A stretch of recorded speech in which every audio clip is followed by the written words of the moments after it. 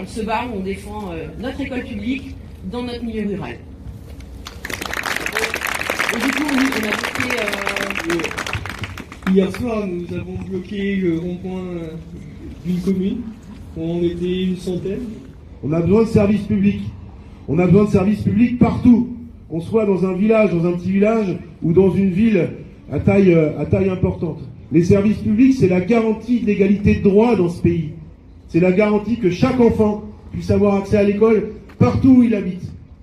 À partir du moment où on enlève des moyens, je cite en exemple le témoignage du maire de Saint-Germain-de-Coulanères, eh bien après ce sont des écoles qui coulent, des écoles qui ferment, et quand elles ont fermé, elles ne réouvrent pas. Donc nous avons besoin de cette force-là, que nous avons réussi à construire depuis mercredi dernier. Il faut qu'on continue à la garder pour que la carte scolaire, elle sera entérinée, on va dire, le 9 avril en préfecture au moment du CDEN. Donc jusque-là, il va nous falloir tenir, continuer d'organiser les mobilisations, les actions, en solidarité donc avec les parents, avec les élus, pour qu'on puisse au final arracher l'annulation de ces fermetures de postes.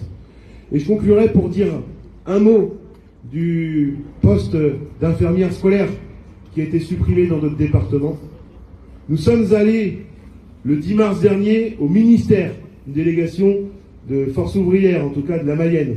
Nous sommes allés au ministère, nous avons été reçus par les représentants du ministre pour porter bien évidemment toutes les revendications pour les écoles, les collèges et les lycées. Mais nous avons aussi porté cette revendication de restitution du poste d'infirmière scolaire qui est supprimé dans le département. Nous avons appris hier que, malgré les 3 postes que nous obtenions pour l'académie, la rectrice refusait de nous rendre ce poste d'infirmière. Donc à ce stade, c'est encore un poste d'infirmière scolaire qui est supprimé pour notre département l'année prochaine, ce qui est inacceptable aussi, qui va avoir des conséquences assez dures pour les écoles. Et enfin, je conclurai sur les moyens dont nous avons besoin. Nous avons chiffré avec les collègues de FO dans le premier degré en Mayenne, il nous faudrait 98 postes pour que les écoles fonctionnent normalement. Normalement, ça veut dire que les absences des collègues quand on est malade soient remplacées. Ça veut dire qu'on ait des collègues des RASED avec les psy-UL, les maîtres spécialisés, qui soient au complet, qui puissent intervenir auprès de chaque enfant qui en a besoin. Par exemple, il manque 6 psychologues au moins dans le département. Ça veut dire qu'il y ait suffisamment de places d'enseignants spécialisés dans les établissements spécialisés, dans les IME et les ITEP, pour qu'on puisse accueillir tout le monde en fonction de ses besoins. Parce que les notifications de la MDA, elles sont génératrices de droits. Elles permettent aux élèves d'avoir les moyens d'accompagnement dont ils ont besoin et d'avoir les orientations. Et depuis 2017, en Mayenne, par exemple, c'est sans suppression de postes, dans le premier degré des écoles publiques. Ça correspond à 150 fermetures de classes dans le département de la Mayenne, dans les écoles, depuis 2017. Donc au bout d'un moment, à force de nous mettre la tête sous l'eau, nous on n'y arrive plus.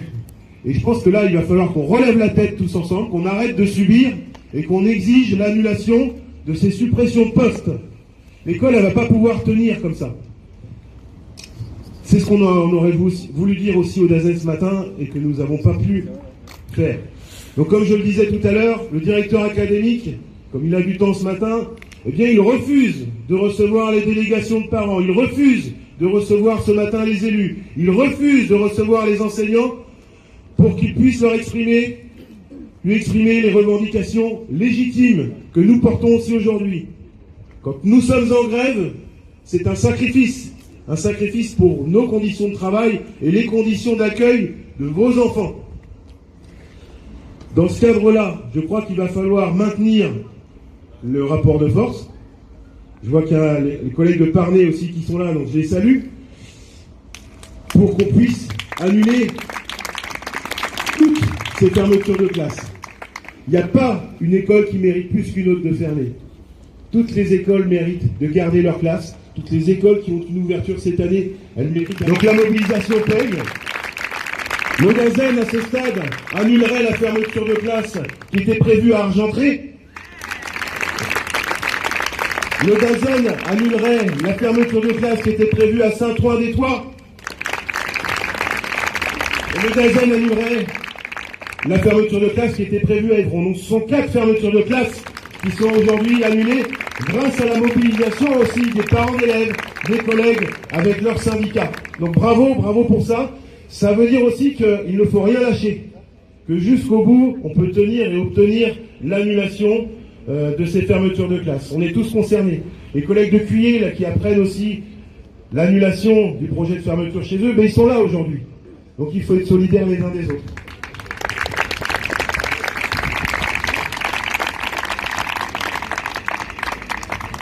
Je vais dire deux mots de ce qu'on avait aussi prévu de dire au directeur académique et faire le lien avec ce qui se passe. Je vais reprendre le tract qui a été écrit par les parents d'élèves. Non à la fermeture de classe de l'école, Jean. Ouais, mais je pense que ça concerne beaucoup d'écoles, beaucoup de parents, beaucoup de communes dans le département.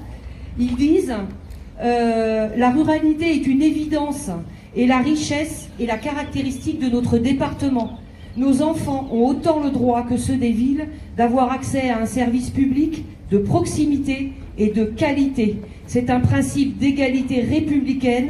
Ils resteront à Saint-Germain-de-Coulanges et ils ne lâcheront rien. Donc moi je suis enseignant à Saint-Germain-de-Coulanges. Donc cette année on avait 22 élèves, donc 8 élèves qui étaient suivis par le RASET. Et j'ai c'est classe unique de la petite section au CE2, donc vous imaginez bien que c'est pas facile à gérer. Et cette année, ils ont décidé qu'ils ne mettraient pas de moyens supplémentaires. Cette année, ils avaient décidé de mettre un moyen supplémentaire pour aider, forcément. Et ils ont décidé de ne pas en remettre l'année prochaine. C'est pour ça qu'on se mobilise un petit peu. Donc, voilà.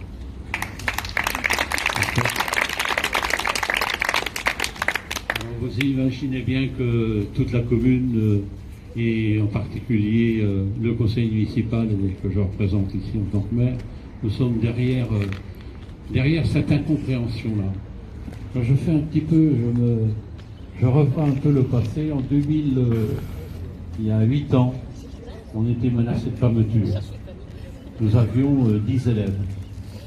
Le DAST nous a permis de continuer avec un challenge. Il vous faudra 12 élèves à la rentrée. On a eu 12 élèves à la rentrée. Et nous avons fonctionné de cette façon-là, en faisant un regroupement atypique avec une école publique un petit peu plus loin que la nôtre, c'est-à-dire Vilaine-la-Chouette. 2 ans après, nous avons arrêté ce regroupement atypique pour transformer ce regroupement atypique en classe unique dans ma commune. Avec, et là je rejoins Stanley, avec la possibilité du maire de détacher les CM1, CM2 dans une autre école publique. Ce qu'à toutes les rentrées j'ai fait. Si bien qu'il a certes beaucoup de cours.